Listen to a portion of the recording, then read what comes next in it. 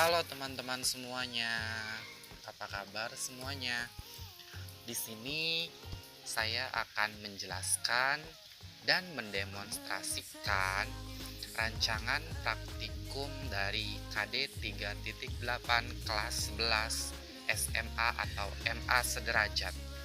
Untuk judul praktikumnya itu yakni mengukur volume dan kapasitas paru-paru dengan membuat alat sederhana berupa spirometer.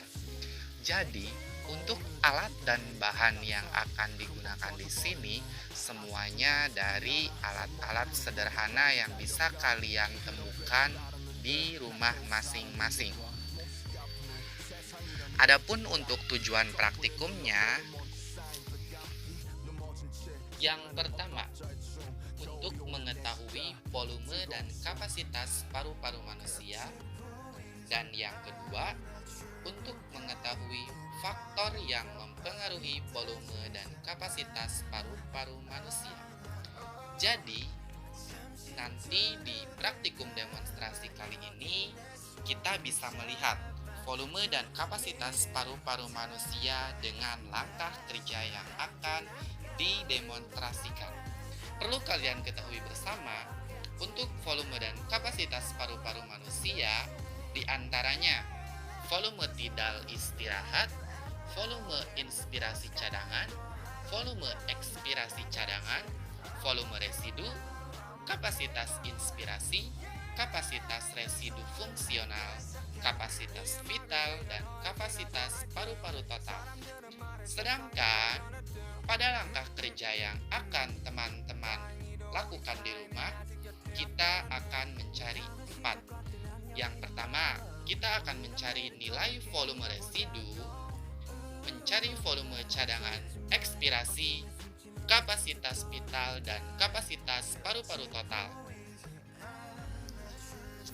Untuk alat dan bahan yang digunakan pada demonstrasi praktikum kali ini, diantaranya ada selang transparan, balon, corong air, gelas ukur, spidol, besi yang dilapisi kain, kertas label, botol aqua, air dan pewarna makanan, korek api, gunting, solasi ban bening, tang, dan timbangan. Assalamualaikum warahmatullahi wabarakatuh. Perkenalkan, nama saya Dede Yusuf, mahasiswa semester 7 kelas A dari Tadris Biologi YIN Syekh Nurjati Cirebon. Di sini saya akan mendemonstrasikan acara praktikum sistem respirasi pada manusia. Oke anak-anak semuanya, sekarang di sini mari kita lihat bagaimana cara demonstrasi alat spirometer ini bekerja. Jadi, alat dan bahan yang kalian bisa gunakan di rumah untuk praktikum sederhana ini, alat utamanya yaitu botol aqua. Terlebih dahulu, botol aqua ini kita buang tutupnya agar air bisa dimasukkan ke dalam botol aqua tersebut. Selanjutnya, kita beri label aqua tersebut dengan menggunakan label agar masing-masing botol aqua dapat kita bedakan.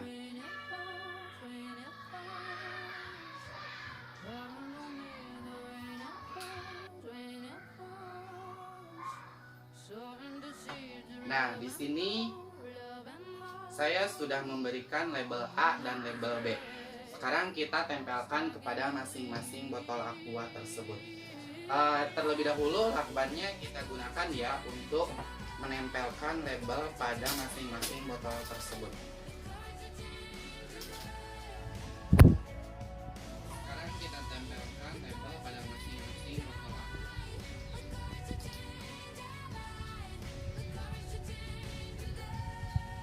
Ini untuk botol A.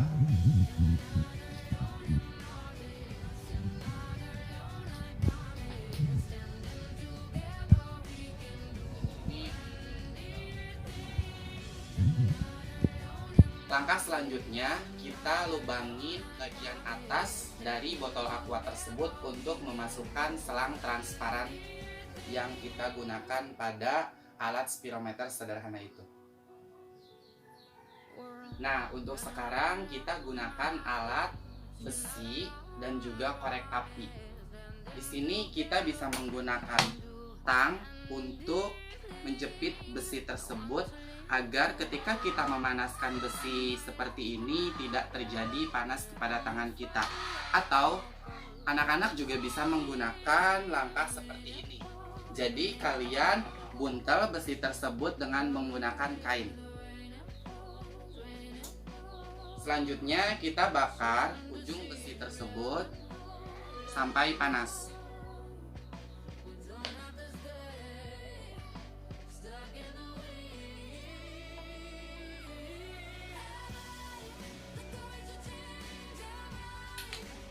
Setelah besi tersebut panas, kita coba untuk membolongi aqua yang sudah kita beri label A.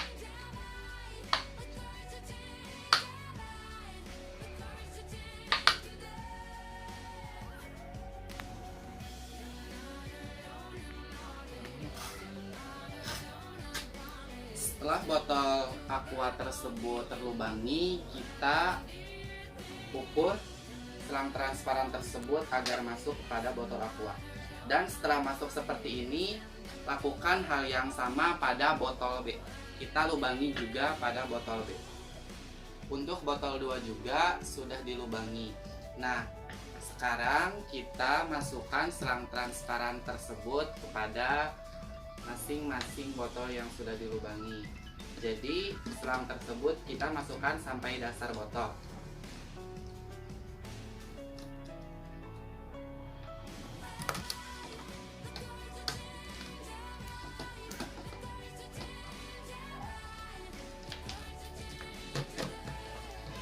Setelah seperti ini, langkah selanjutnya kita beri air botol masing-masing dari keduanya. Nah, air yang sudah disediakan kita beri sedikit pewarna agar air tersebut bisa lebih terlihat menarik untuk kita bedakan. Di sini kita gunakan warna merah. Kita aduk terlebih dahulu.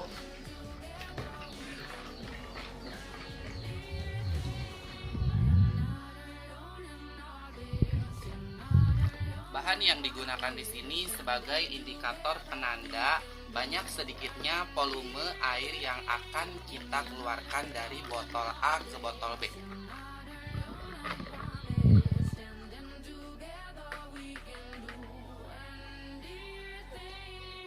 Selanjutnya kita masukkan air tersebut sebanyak hampir penuh tapi di bawah selang. Kita masukkan secara perlahan. Bisa dilihat airnya sudah terlihat warna merah menyala.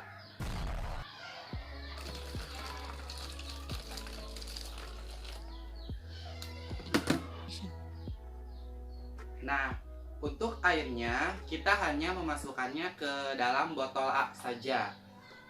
Nanti untuk alat yang akan digunakan sebagai udara yang akan kita keluarkan dari paru-paru, sebagai banyak sedikitnya volume yang akan keluar dari air ke dalam botol B tersebut, kita tunjukkan dengan menggunakan balon. Dengan menggunakan balon, langkah pertama yang akan kita cari dalam acara praktikum respirasi ini, kita menggunakan residu, yakni mencari volume residu. Kita melakukan inspirasi normal dan ekspirasi normal, seperti ini. Setelah kita melakukan inspirasi normal, selanjutnya udara yang ada di paru-paru kita masukkan ke dalam balon di sini, yakni ekspirasi normal.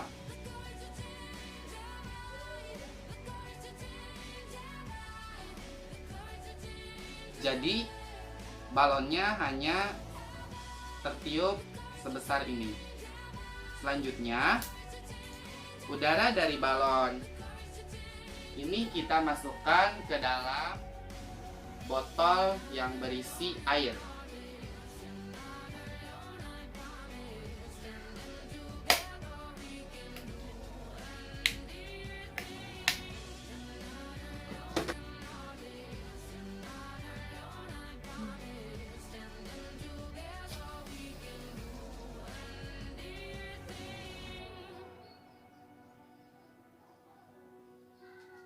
Nah, bisa dilihat, jadi dari tekanan udara balon tersebut akan menekan si botol A sehingga udara yang ada di botol A akan menekan air sehingga masuk ke dalam botol B.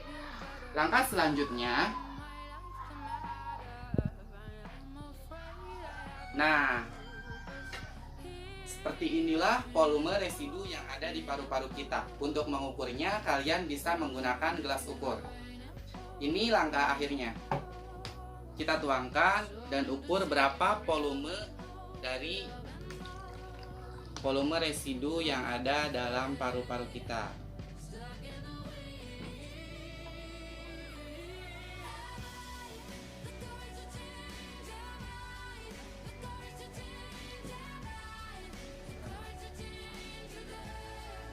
Nah, untuk volume residu, jadi kita bisa lihat di sini ukurannya 380 cc.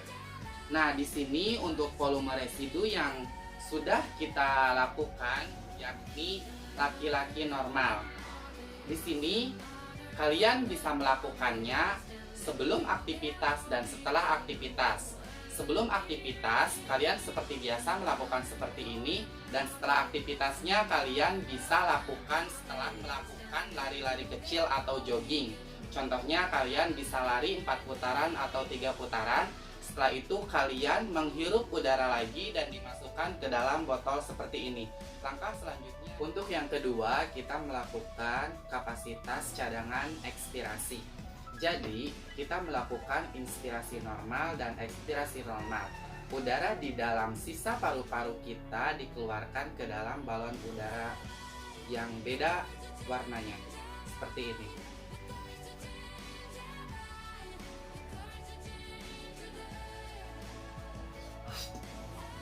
Ini sisa udara yang ada di paru-paru manusia. Langkah yang sama seperti yang pertama.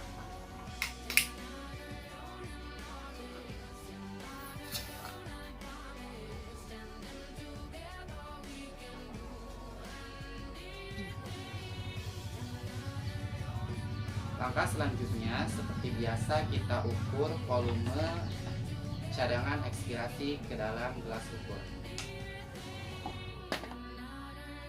Bisa dilihat volumenya.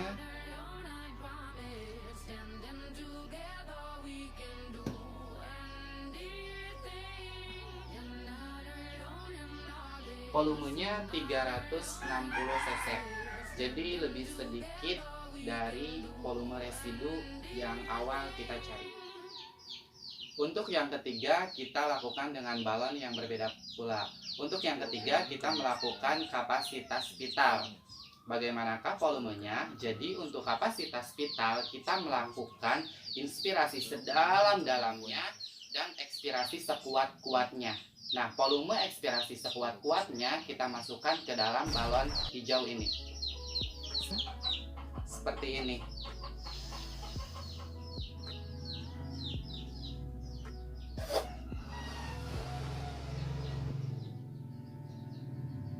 Jadi balonnya lebih besar dari eksperimen yang pertama dan kedua.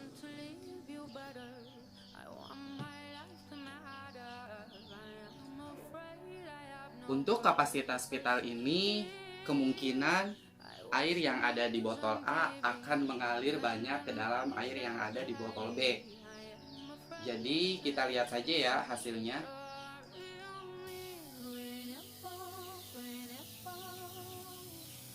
Bisa dilihat udaranya terus menekan volume di dalam botol A dan airnya terus mengalir ke dalam botol B. Airnya terus menaiki dan volumenya semakin banyak. bisa dilihat ini juga berkurang.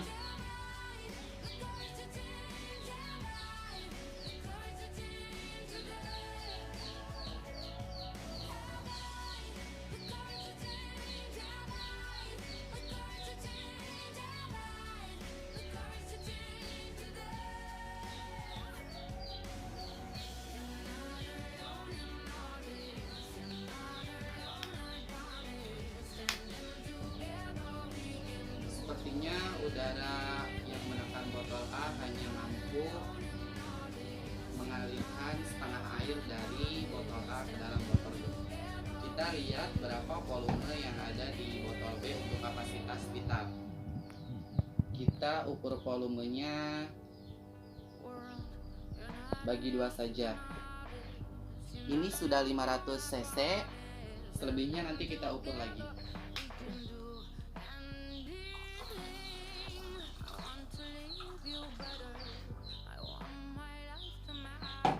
Untuk sisanya kita ukur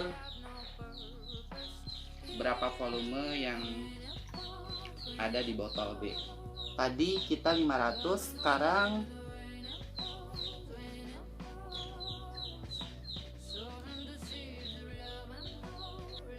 sekarang sisanya 100 cc. Jadi untuk kapasitas vital 500 tambah 100 jadi 600 cc. Untuk langkah yang keempat, kalian bisa mencari kapasitas paru-paru total. Nah, untuk kapasitas paru-paru total, kalian hanya menjumlahkan saja di langkah yang pertama dan langkah yang ketiga. Langkah yang pertama kita sudah mencari, yakni volume residu sebanyak 380 cc. Ditambah yang ketiga, yakni kapasitas vital sebanyak 600 cc. Jadi untuk kapasitas paru-paru total jumlahnya dari volume residu ditambah kapasitas vital 380 cc ditambah 600 cc jumlahnya 980 cc. Untuk tujuan yang terakhir yakni faktor-faktor yang dapat mempengaruhi nilai dan volume dari paru-paru manusia. Ada jenis kelamin, berat badan, dan aktivitas yang telah dilakukan. Nah, di sini ada timbangan, fungsinya mari kita lihat. Untuk berat badan juga mempengaruhi dari nilai volume yang ada di dalam paru-paru manusia. Bisa dilihat untuk berat badannya 52,8 kg. Jadi, anak-anak bisa mengukur berat badan terlebih dahulu. Apabila kalian ingin mencobanya lagi, kalian bisa beraktivitas. Setelah itu, kalian melakukan langkah kerja yang telah saya demonstrasikan di awal. Selanjutnya, bisa dilihat contohnya juga untuk jenis kelamin yang perempuan. Kita bisa lihat dari berat badannya. Nah, untuk kesimpulan dari tujuan praktikum kali ini, yang pertama, untuk mengetahui volume dan kapasitas paru-paru manusia. Jadi untuk yang pertama yakni volume residu sebanyak 380 cc. Untuk yang kedua volume cadangan ekspirasi sebanyak 360 cc. Untuk yang ketiga kapasitas vital sebanyak 600 cc. Dan untuk yang terakhir kapasitas paru-paru manusia sebanyak 980 cc. Dan untuk tujuan yang kedua, faktor yang mempengaruhi kapasitas dan volume paru-paru manusia yakni dari jenis kelamin, berat badan, dan aktivitas sehari-hari manusia. Sekian video demonstrasi alat spirometer sederhana yang dibuat dari barang-barang bekas yang ada di rumah. Semoga anak-anak yang ada di sekolah bisa mencobanya dan bermanfaat. Nah, bagaimana teman-teman semuanya? Seru kan melakukan praktikum di rumah dengan alat sederhana spirometer yang telah kita buat bersama. Jadi, alatnya itu sederhana bukan? Sedikit menambahkan, dari hasil pengamatan yang telah kita lakukan bersama, mencari volume dan kapasitas paru-paru manusia, Di situ kita menggunakan cc satuannya untuk mengukur volume dari air yang pindah dari botol A ke botol B. Sedangkan dalam referensi yang sama ditemukan bahwasannya 1 cc sama dengan 1 ml. Jadi kalian tidak usah bingung. Misalkan ditemukan 1500 ml sama dengan 1500 cc. Begitupun selanjutnya. Terima kasih semuanya yang sudah menyaksikan dan menonton video demonstrasi praktikum ini.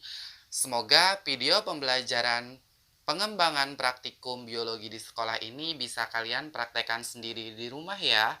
Tidak hanya itu saja, kalian bisa melakukannya sebelum dan sesudah aktivitas. Jadi kalian bisa bereksperimen sendiri. Selamat mencoba dan terima kasih. Wassalamualaikum warahmatullahi wabarakatuh.